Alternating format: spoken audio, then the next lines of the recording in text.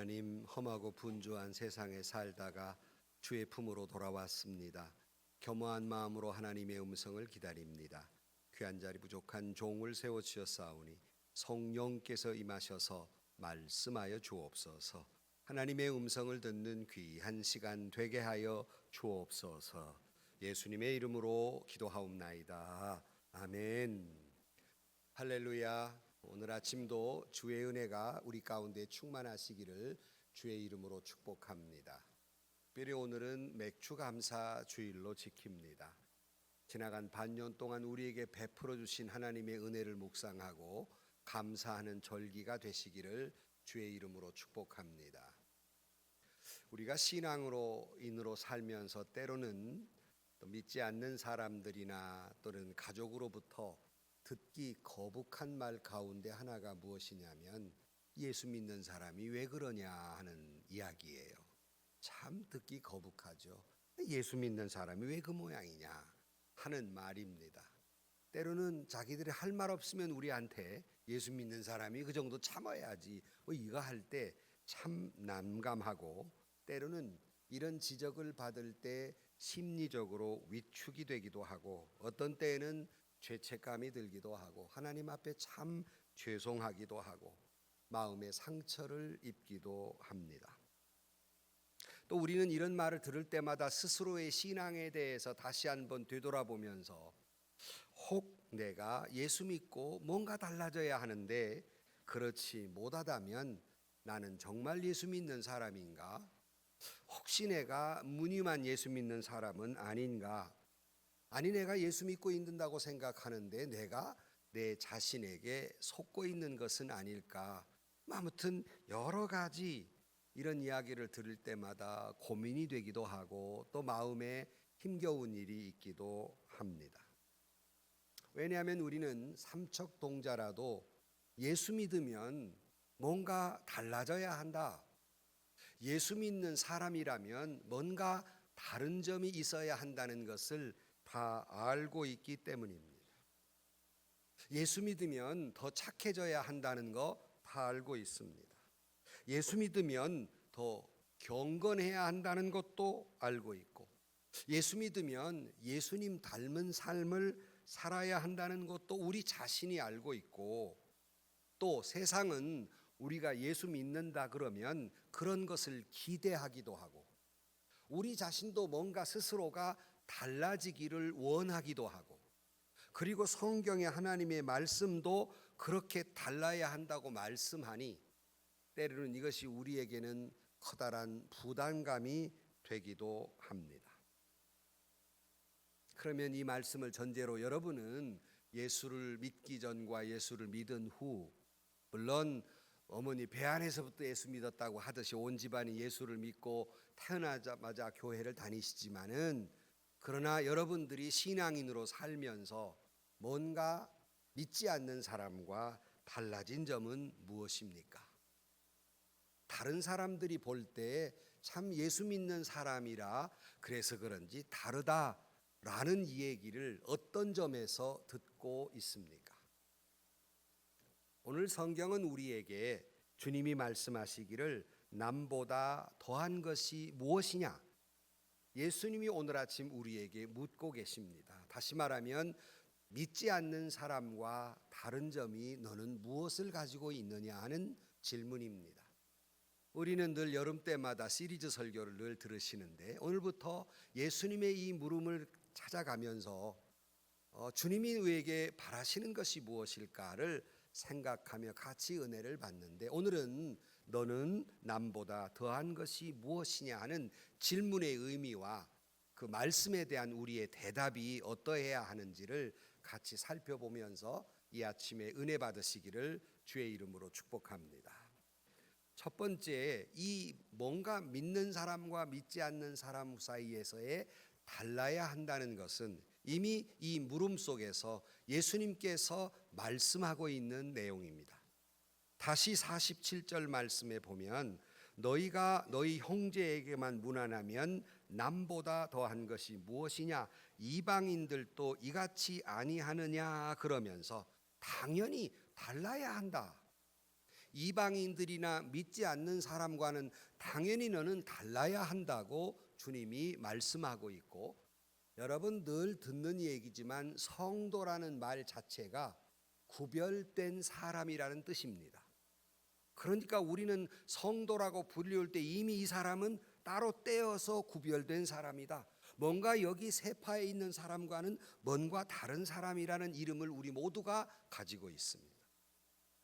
그렇다면 우리는 믿지 않는 사람과 무엇이 다른가 하는 고민입니다.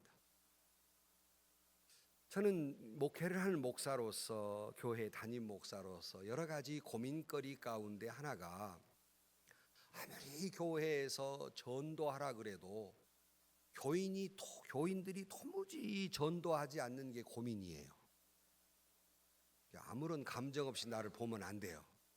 아무리 전도라 교인들이 전도를 안 해도 이제 이것이 커다란 고민 가운데 하나. 교회의 생명은 전도하는 데 있는데 전도를 안 해와요. 또 하나 고민은 뭐냐면, 열심히 교인들이 전도를 해도 전도가 안 돼요. 이게 또 하나의 고민이에요. 오늘날 이 나라의 기독교가 열심히 전도해야 하는데 전도하지 않고, 전도해도 성과가 그리 없어요. 정동원 전도주의라고 별날 불난 집처럼, 호떡집 불난 것처럼 난리해도 성과가 없어요. 도대체 왜 그렇게 됐을까? 왜 오늘 한국 교회는 부흥하지 못하고 있을까? 폭발적으로 부흥한 시절이 있었는데, 물론 지금도 부흥하는 교회와 그렇지 못한 교회가 있긴 해요. 그렇다면 여러분, 진정으로 부흥한 교회는 전도해서 그 교회가 부흥했을까? 아니라는 건 우리는 너무나 잘 알아요. 전도해서가 아니라 수평적 이동이에요. 믿지 않는 사람을 전도해서 교회가 부흥한 것이 아니라 수평적으로 이동해서, 물론 여러 가지 이사나 이유 때문이기도 하지만, 아무튼 수평적 이동으로 큰 교회만 자꾸 부흥하는, 커져가는, 저는 그걸 부흥이라고 말하고 싶지 않지만 자꾸 비대해져가는 그런 상황에 있습니다. 이건 또 무슨 현상일까? 분명히 성경은 우리에게 뭔가 달라야 한다 하는 말인데, 세상과 달라져야 하는데, 오늘날 교회는 교회와 교회들끼리 차별성을 부각시키면서 교회들이 부흥하는 교회들이 있습니다. 당연히 이것은 때로는 올바른 방향이기도 해요. 다른 교회와 똑같은 무슨 일을 해서 부흥하는 게 아니라 뭔가 차별화를 통해서 부흥한다고 하는 것, 일리 있는 말입니다. 중요한 것은 우리가 교회와 교회끼리, 교단과 교단끼리 거룩 경쟁을 하고 서로 그 경쟁을 교회끼리 하느라고 세상과의 차별화를 잃어버렸어요. 교회끼리 차별을 내세우느라고 정말로 보여야 할 믿지 않는 사람과의 차별성이 모호해졌다는 거예요. 물량주의와 세속적인 것으로부터 이게 흐려져 버렸다 하는 말씀입니다. 요즘 들어 부쩍 여러 번 말씀드렸다시피 오늘날 교회가 서로 간에 교회 안에서 네가 거룩하냐 내가 거룩하냐, 교회 안에서 거룩을 경쟁하고, 교단과 교단들끼리 네가 잘 믿냐 내가 잘, 서로 간에 이거 경쟁하느라고 세상과의 경쟁력을 잃어버렸습니다. 네가 더 밝은 빛이냐 내가 더 밝은 빛이냐, 하나님 앞에서 서로 자랑하느라고 세상에 비추어야 할 빛을 잃어버렸단 말씀입니다. 세상의 감동을 잃어버렸습니다. 교단과 교단이 싸우고, 교회 안에서 성도가 싸우느라고, 서로 거룩을 경쟁하느라고 바깥의 경쟁을 잃어버렸어요. 우리가 정말로 차별화하는 것은 교회 안에서 네가 잘 믿냐 내가 잘 믿냐, 네가 더 거룩하냐 내가 거룩하냐가 아니라, 과연 우리는 세상 속에서의 빛이냐, 세상 속에서의 소금이냐, 믿지 않는 비기독교인 넌 크리스찬보다 뭔가 더 밝은 빛이냐를 경쟁해야 이것이 생명인데, 이것을 잃어버렸다는 사실입니다. 오늘날 포스트 모더니즘 시대에 또는 다원주의 시대에 세상이 혼란해져 있습니다. 반기독교적인 기류가 이 나라에서 팽배해지고 있습니다. 차별화는 교회끼리가 아니라 세상과의 차별화를 이루지 않는 한 더 이상 교회의 부흥은 어렵습니다. 교회는 세상과의 차별화를 분명히 해야 합니다.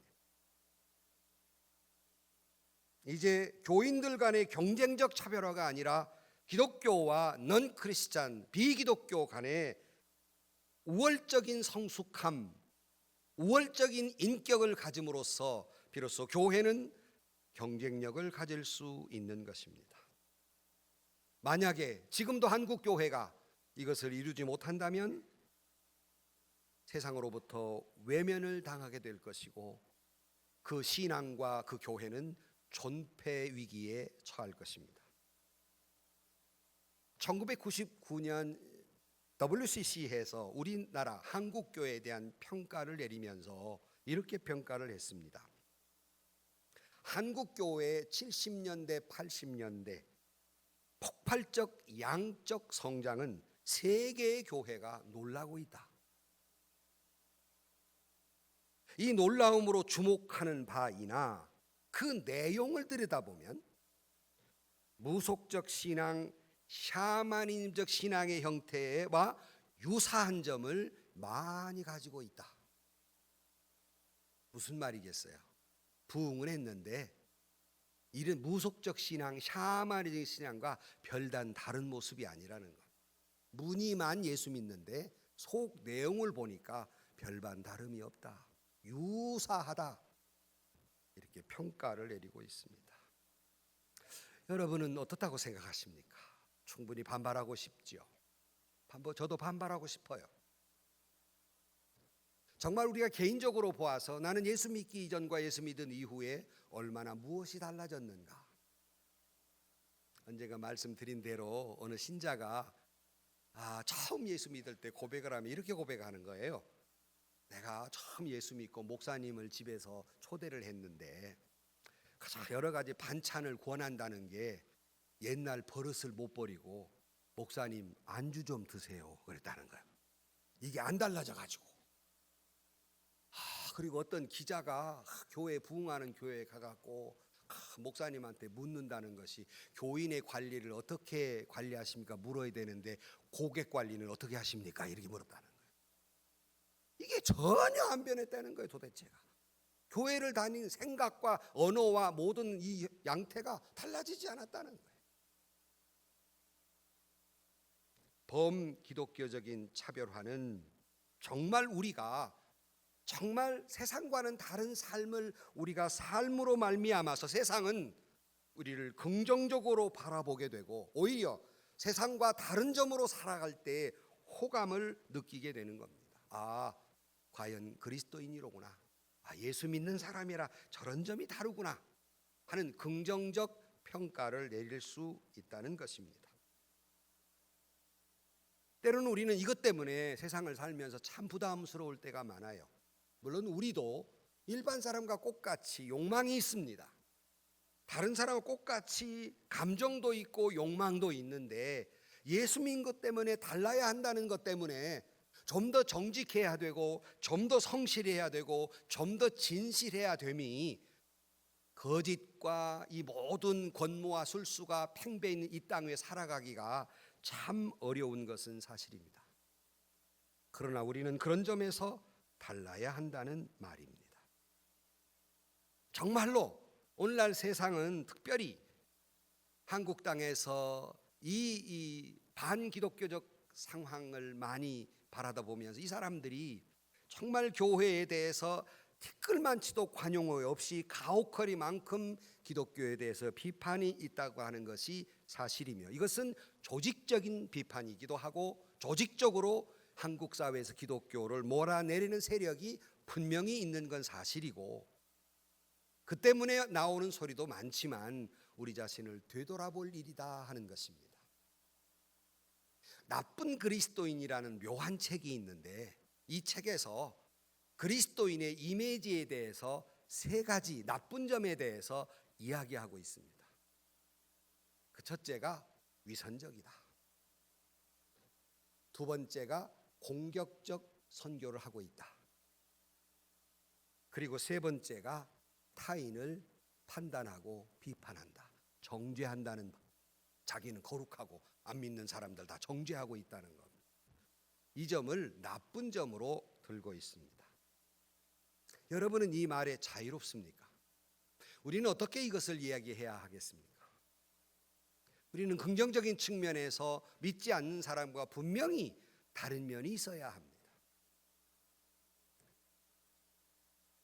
인도의 한 예수 믿는 처녀가 복음을 전하니까 한 마을 주민이 물었습니다.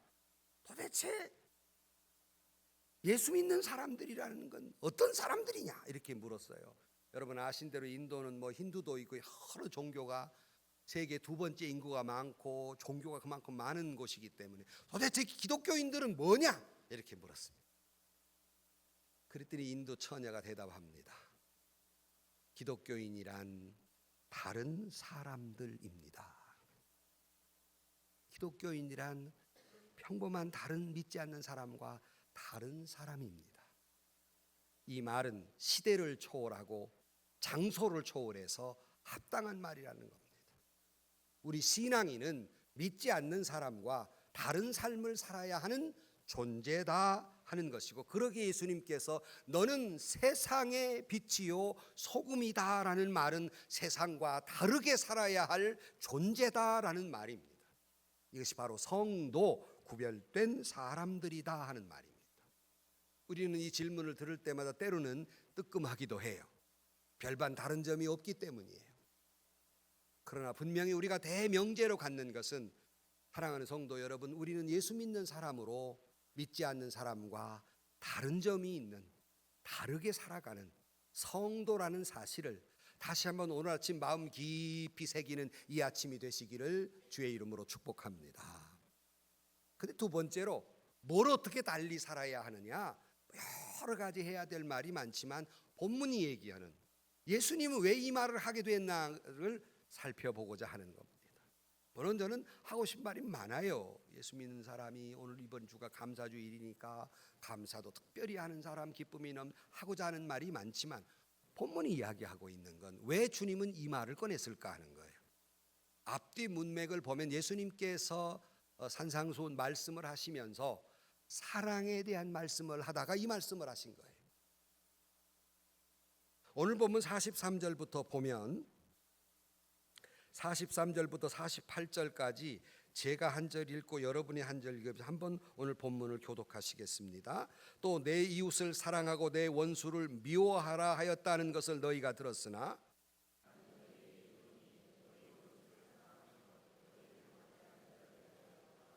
이같이 한즉 하늘에 계신 너희 아버지의 아들이 되리니 이는 하나님이 그 해를 악인과 선인에게 비추시며 비를 의로운 자와 불의한 자에게 내려주심이라.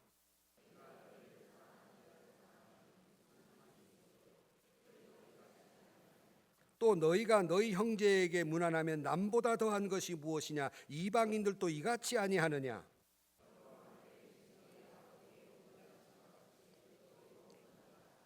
아멘. 무슨 말씀입니까? 사랑이라는 측면에서 다른 사랑을 해야 한다는 겁니다. 오늘 말씀하는 가운데에서 너희를 사랑하는 자를 사랑한다면 무슨 상이 있느냐? 뭐가 다른 점이 있느냐? 세리들도 그렇게 한다. 너희들이 죄인이라고 말하는 세리들도 그쯤은 할 줄 안다. 뭐가 믿는 사람과 믿지 않는 사람이 다른 점이란 말인가? 너희가 만약에 형제에게만 무난한다면, 아는 척한다면 그게 안 믿는 사람과 무슨 다른 점이 있겠느냐? 다 세상도 그렇게 하지 않느냐? 그러면서 말씀하시기를 오늘 본문 말씀의 쭉 내용에 보면 고로 맨 앞으로 가서 내 이웃을 사랑하고 내 원수를 미워하였다는 것이 세상의 논리이지만 나는 너희에게 이르노니 너희 원수를 사랑하며 너희를 박해하는 자를 위하여 기도하라. 이것이 세상 사람과 다른 그리스도인의 모습이다 하는 겁니다. 1세기 기독교가 초기 기독교인들이 기록에 의하면 글로버라고 하는 사람이 말하기를 1세기 기독교인들은 사랑이라는 측면에서 이웃과 이방인들을 능가했다 그랬어요. 이게 다른 점이에요. 훨씬 더 능가했다. 그러면 오늘 우리에게 물어요. 오늘 우리는 혹 넌 크리스찬, 믿지 않는 사람들과 사랑이라는 측면에서 능가하고 있는가 하는 거예요. 예수님은 율법의 완성을 사랑에 두고 있습니다. 그리고 초기 기독교인들은 사랑이라는 측면에서 다른 점이 있었다는 것이에요. 그러므로 오늘이 강조하고자 하는 것은 바로 사랑이라는 측면에서 믿지 않는 사람과는 다른 점이 있어야 한다고 말씀하고 있는 겁니다. 참된 신자의 증거가 뭘까? 여러분이 제가 처음에 물을 때 안 믿는 사람과 다른 점이 무엇입니까? 라고 물을 때 마음속으로는 이 정도 대답을 했을 거예요. 나 교회 나오지 않습니까? 주일날 성경 찬송 끼고 교회 나오는 게 다른 점이지 않겠습니까? 물론 그 말에 일리가 없다고 말할 수는 없어요. 교회 나온 거 얼마나 귀합니까? 그러나 진정한 주님의 제자, 그러니까 진실한 주님의 제자란 성경 찬송 끼고 교회 나오는 것으로 증명되지 않는다는 거예요. 그걸로 제자라고 그걸로 참된 신자라고 말할 수 있는 게 아니라는 말입니다. 뭘로 말할 수 있을까? 오늘 요한복음 13장 35절 말씀에 너희가 서로 사랑하면 이로써 모든 사람이 너희가 내 제자인 줄 알리라 그랬습니다. 사랑이라는 측면에서 참된 제자인지 아닌지가 구별된다 하는 거예요. 초기 성도들은 당시에 세상에 감명을 주었던 것은 다른 측면이 아니라 바로 이 기독교인들 간의 사랑입니다.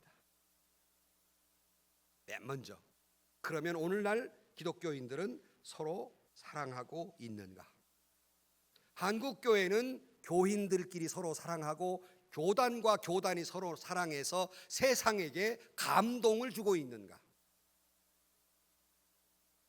그래서 믿지 않는 사람들이 초기 기독교의 이방인들이 예수 믿는 사람들끼리 그렇게 사랑하는 걸 보면서 너무 사랑에 갈급한 이들이 교회로 몰려들었는데 오늘날 한국교회 형편은 그 사랑 때문에 사람들이 교회로 몰려들고 있는가? 중요한 말씀 하나 드립니다. 요즘 세상을 어렵시는 이단은 이 사랑으로 전략을 바꾸어서 파고들고 있습니다. 이 말은 한국교회가 거기에 부응하지 못하고 있기 때문에 많은 사람들이 이단에 빠지고 있는 겁니다. 대신 조심할 것은 갑자기 나를 사랑하는 체 하는 사람은 조심해야 돼요. 평소에 안 하던 짓 갑자기 무슨 영화 구경 가자 그러고 뭐 어쩌고 막 만나자고, 이 사람 10중 8구 이단일 가능성이 높습니다. 교회가 교인들끼리 사랑 안 하니까 이단이 이 점을 파고드는 거예요. 우리의 은교회 분위기는 어떻습니까? 세상 사람들과 다르게 교회만 오면 훈훈하고 따뜻하고 사랑이 넘치고 기쁨이 넘치십니까?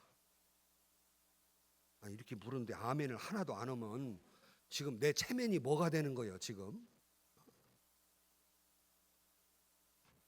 초대교인들은 이렇게 서로 뜨겁게 사랑했어요. 근데 여기에 머무르지 않았습니다. 그들은 거기를 넘어섰어요. 더 우월적인 것은 교인들끼리 뜨겁게 사랑하는 걸 바탕으로 해서 이방인들, 교우가 아닌 사람들도 뜨겁게 사랑을 했습니다. 이 점부터 달라지기를 시작합니다. 초기 기독교는 사람과 사람, 인종과 인종, 당시 사회에 대우받는 사람이든 대우받지 못한 사람이든 노예까지도 사랑함으로 말미암아 세상과 다른 사랑을 품었기에 많은 사람들이 감동을 하고 교회로 몰려들었던 것입니다. 한 영혼에 대한 진지한 사랑과 애정이 있었기에, 한 인간에 대한 진실한 사랑이 있었기에, 신불신간의 우월한 사랑이 있었기에 사람들은 교회로 그리스도를 영접하게 되었던 거예요. 원수까지 사랑한 모습은 많은 사람들에게 폭탄처럼 충격을 주었어요. 오늘 본문에도 너희를 저주하는 자를 위하여 축복하고 너희를 모욕하는 자를 기도하라고 말씀하고, 누가복음 6장 28절에도 이와 같은 말씀이 있어요. 어떻게 세상을 살며 나를 저주하는 사람을 축복해요? 저주해야지요. 나를 모욕하는 사람을 어떻게 기도해요? 가서 따져야 되지요. 그건 세상의 방법이고, 성경은 가르침은 너를 저주하는 자를 위해 축복하고 너를 모욕하는 자를 위해 기도하라고 말씀하셨고, 예수님은 말씀만 하신 것이 아니라 몸소 실천하시기를, 인간을 사랑하기에 당신의 몸을 십자가에 달려 물과 피를 쏟으시며 우리 모든 죄를 사하시고 구원하신, 몸소 그 사랑을 실천하셨을 뿐만 아니라 십자가에 달려 죽으시면서도 하나님 저들의 죄를 저들에게 돌리지 마옵소서, 다 모르고 하는 일입니다, 원수를 위해서 축복하고 기도하셨습니다. 예수 믿는 사람은 이것을 따르는 사람들이에요. 이것을 닮아가는 사람들이어야 한다는 말씀입니다. 이런 점에서 안 믿는 사람과 차별화된 모습이어야 한다는 말씀입니다. 초대교인들은 이 별나게 사랑을 했어요. 얼만큼 사랑했냐? 부인까지 사랑했어요. 뭐 말이 못 알아듣네. 쪼크러면 빨리 알아듣고 웃어야 돼. 부인까지 사랑했어요. 좀 더 나가서 원수까지 사랑했어요. 그 세상을 충격에 감동을 줘. 이게 믿는 사람의 특징이었습니다. 언제가 말씀드린 대로 서울에 가끔 가서 이렇게 숙소 앞에 이렇게 보면 뭐 화찬란한 불빛이 보여요. 목사로서 더 마음에 흐뭇한 것은 막 십자가가 보여요. 한 번 보면 20, 30개 보여요. 얼마나 감사한 일인지 늘 느낄 때마다 한국은 기독교 국가다, 이렇게 느낄 만큼 십자가가 많이 보입니다.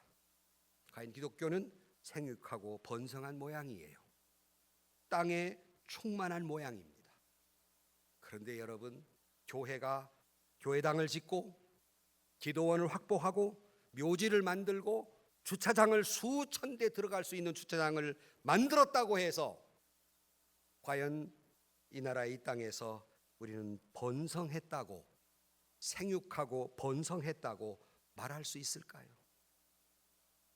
과거의 예산보다 가난했던 교회들이 예산이 넘쳐나서 사회적인 큰 힘을 발휘할 수 있게 되었다고 해서 과연 우리는 이 땅을 정복한 것일까요? 진정 주님이 원하는 것이 묘지를 사들이고 주차장을 넓게 만들고 교회를 화려하게 짓다 못해 이태리 대리석까지 수입해가면서 깔아야 그것이 과연 이 땅에 충만했다고 볼 수 있습니까? 주님이 진정히 원하는 것, 하나님이 진실로 원하는 것은 그런 것이 아니라 사랑이라는 측면에서 예수 닮은 사랑을 품고 살아서 그 사랑으로 이 땅을 정복하라는 것이 주님의 뜻입니다.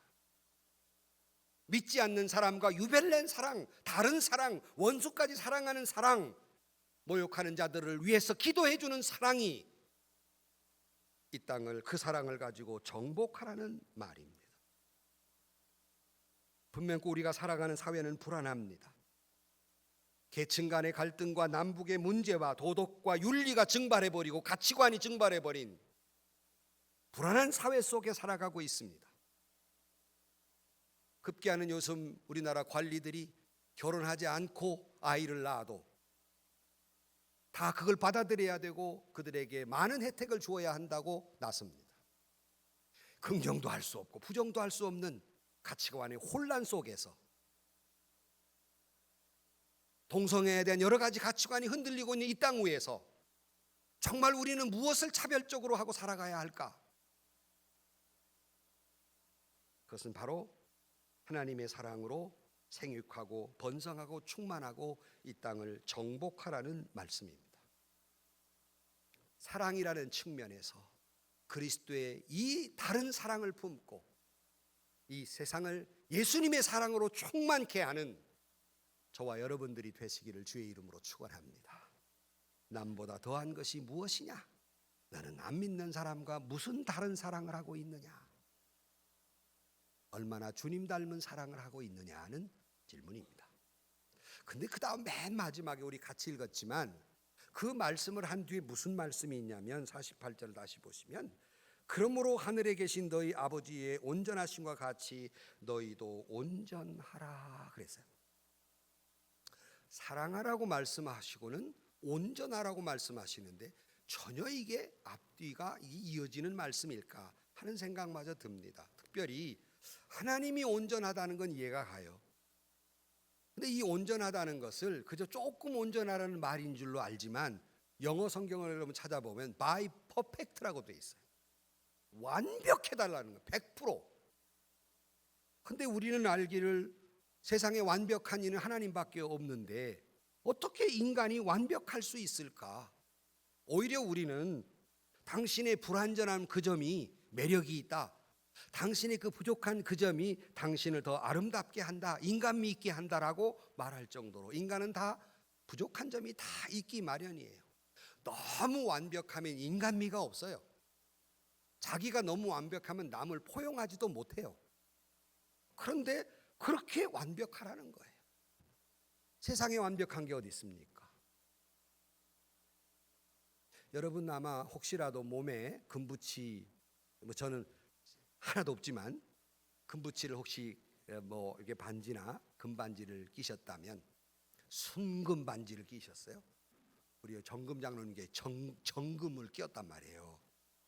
그게 혹시 거기에 무슨 이렇게 그 서류에 그 순금은 몇 %짜리입니까?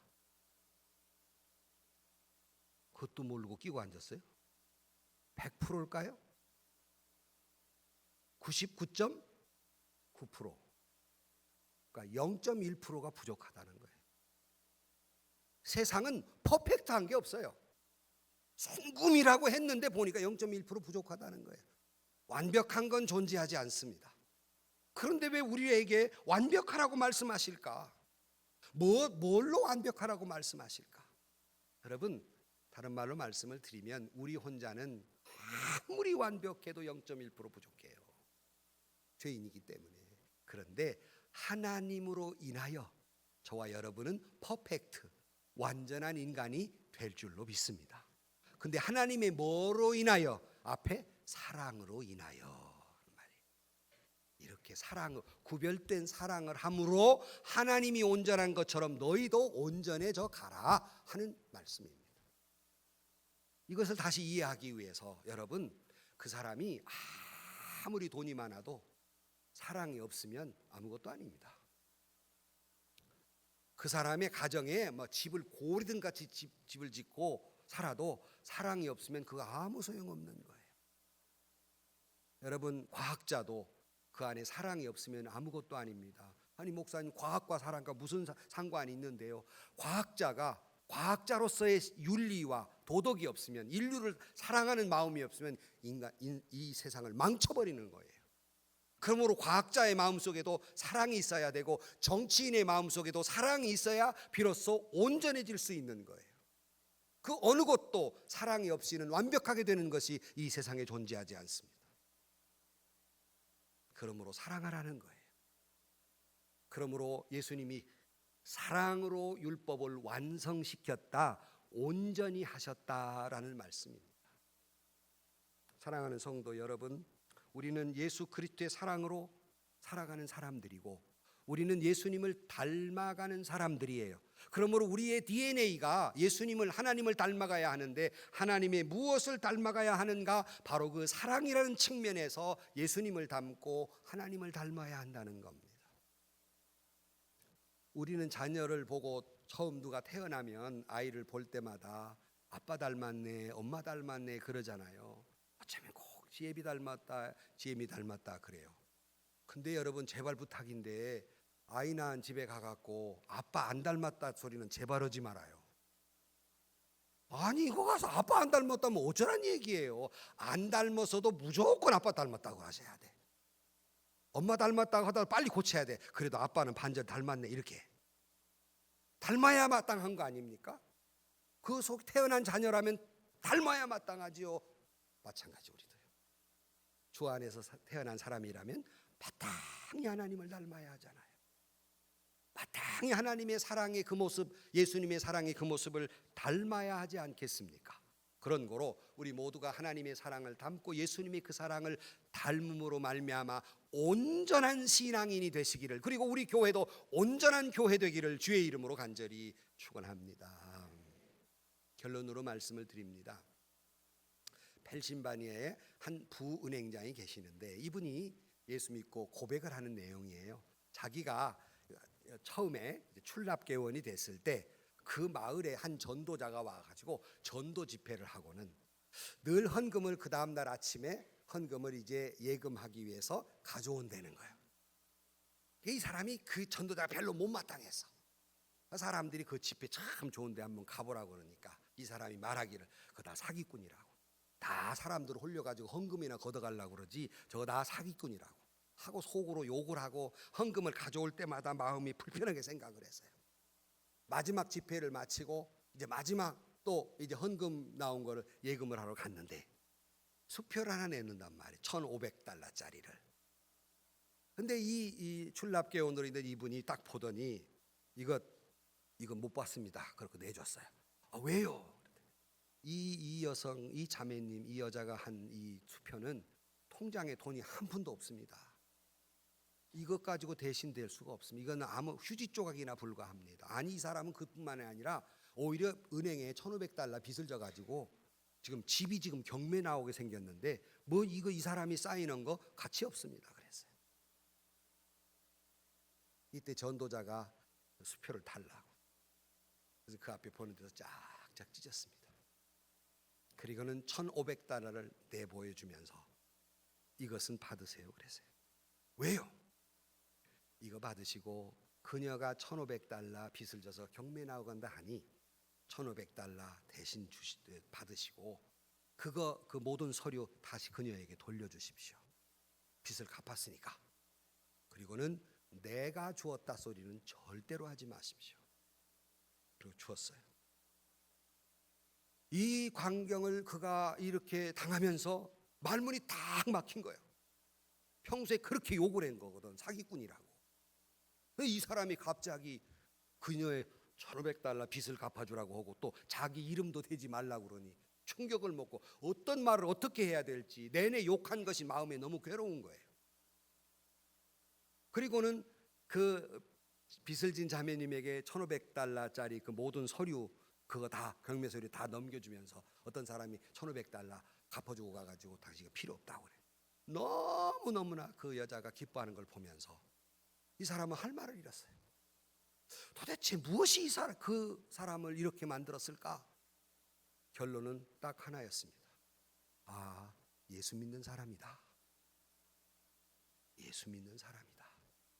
이게 결론이었습니다. 우리는, 저와 여러분은 저 사람 참 예수 믿는 사람이다. 과연 예수님 믿는 사람답다라는 말을 듣고 사십니까? 어느 때보다도 반기독교가 팽배해 있는 세상에 우리가 살아가고 있습니다. 예수 잘 믿고 주일 성수 잘하고 예배 생활 충실히 하는 것 귀한 일입니다. 그렇게 해야 하지요. 그러나 하나님이 요구하는 것은 하나님과 나 사이 예배드리고 신앙생활 충실히 하는 수직적 관계도 소중하지만 이 땅에 살면서 수평적 관계, 수직적 관계, 하나님과 나와의 바른 관계로 살아가는 만큼 수평적 관계도 그러해야 한다고 말씀하고 있는 겁니다. 사람과 사람 사이에 그렇게 해야 되는데 그렇게 되려면 어떻게 해야 될까? 오늘 이 나라가 여러 가지 남북 문제가 해결 잘 되는 것 중요한 문제이고 경제적으로 잘 되는 것 중요한 문제이며 요즘 젊은이들의 문제나 사회적 가치관의 문제를 바로 세우는 것 중요한 문제지만 그보다 앞서서 훨씬 중요한 문제는 교회가 교회다워지는 것, 신자가 신자다워지는 것이 남북 문제보다, 경제 문제보다, 사회의 가치 문제보다 가장 우선된 문제입니다. 왜냐하면 신자가 신자다워질 때 남북 문제, 경제 문제 다 해결될 수 있고 교회가 교회다워질 때 이 세상은 진정으로 아름다운 세상이 될 수 있기 까닭에 가장 우선의 문제는 우리에게 있습니다. 남과 다른 점이 무엇이냐? 신자가 신자답고 교회가 교회다울 때 세상의 모든 문제는 해결될 수 있다는 것입니다. 우리는 십자가 아래서 태어난 사람들입니다.